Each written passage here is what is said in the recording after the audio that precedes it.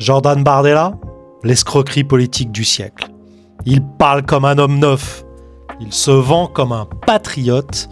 Et pourtant, Jordan Bardella est peut-être le plus grand leurre politique de notre époque. Derrière son look de gendre idéal et ses petites phrases calibrées pour TikTok, il ne dérange aucun pouvoir, ne propose aucune rupture réelle. Et surtout, il protège le système qu'il prétend combattre. Dans cette vidéo, on va démontrer l'arnaque Bardella, pièce par pièce. Et te montrer pourquoi voter pour lui, c'est voter pour l'immobilisme sous perfusion médiatique. Un produit marketing, pas un homme politique. Jordan Bardella n'a jamais travaillé ailleurs que dans la communication politique. Il n'a aucune expérience de la vie économique réelle, aucun passé professionnel. En dehors de son passage à Sciences Po, raté. Et surtout, il n'a jamais tenu un mandat exécutif local ou national. C'est un pur produit de communication repéré par Marine Le Pen pour son physique, son phrasé aseptisé et son obéissance. Il récite, il n'analyse pas. Il n'a ni colonne vertébrale idéologique, ni plan de gouvernement concret. Ses passages à la télé, un enchaînement de formules creuses, bien emballées, mais toujours hors sol. Aucun programme économique crédible.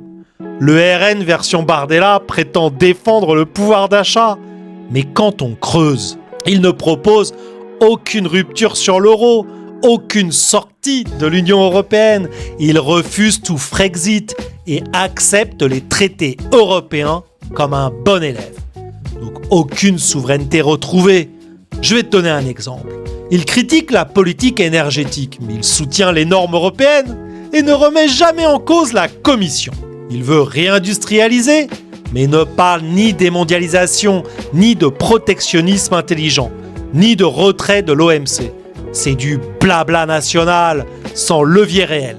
Aucune volonté de rupture géopolitique. Le RN sous Bardella ne remet jamais sérieusement en question l'OTAN. Il dit qu'il faut réévaluer la coopération, mais aucune proposition de retrait, aucune critique frontale des guerres américaines. Et il accepte l'alignement avec Washington comme tous les partis du système. Résultat, il n'est pas vu comme une menace par les élites atlantistes. Quand Trump revient en 2024, il ne dit rien. Quand la France livre des armes à l'Ukraine, il proteste mollement, mais vote les budgets. Il ne veut surtout pas le Frexit. Bardella est clair. Il refuse la sortie de l'Union européenne, il refuse la sortie de l'euro, il refuse même la sortie de la CEDH, la Cour européenne des droits de l'homme, qui bloque les OQTF et expulse les lois nationales.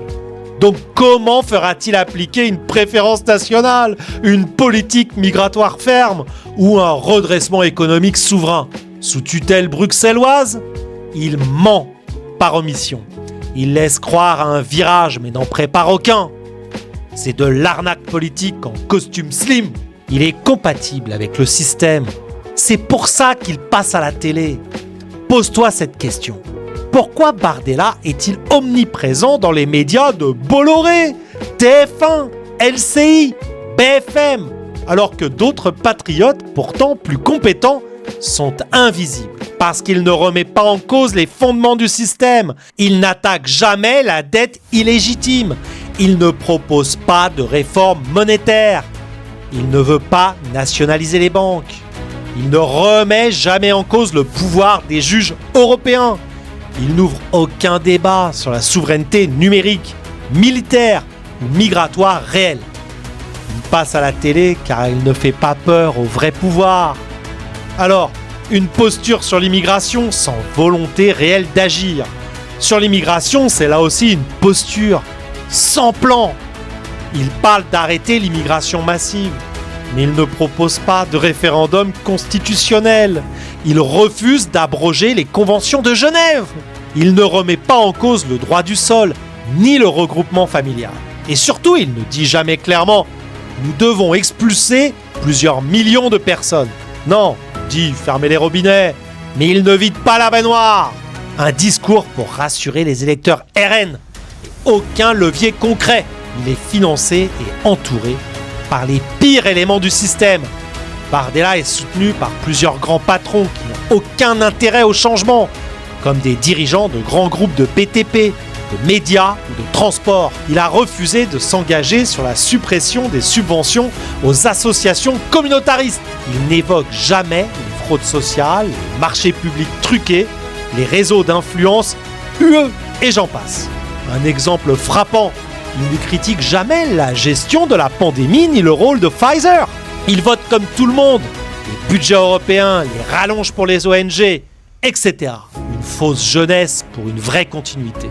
Ce que Bardella vend, c'est une image, jeune, énergétique, propre sur lui. Mais ce qu'il propose, c'est exactement la même politique que Macron, mais en plus lent, plus flou et plus hypocrite. Pas de sortie du système, pas de choc fiscal, pas de relocalisation forcée, pas de démantèlement des traités, juste une gestion molle du désastre. Alors en conclusion, ce que tu dois retenir, Jordan Bardella n'est pas un homme dangereux pour le système. Il est son assurance-vie. Il canalise la colère populaire, la rend inoffensive et permet la perpétuation du pouvoir profond. Bruxelles, Bercy, la BCE, les multinationales, les médias alignés et l'État profond administratif. Voter Bardella, ce n'est pas voter pour la France, c'est voter pour un cache-misère jaune et poli qui perpétuera tout ce qui fait souffrir ce pays. Impôts élevés, immigration incontrôlée, perte de souveraineté, précarisation économique, étouffement des classes moyennes. Et le mot japonais de la fin, kiso, déguisement, camouflage, tromperie. Car derrière le costume propre, il y a le vide. Et derrière le sourire, la continuité du désastre.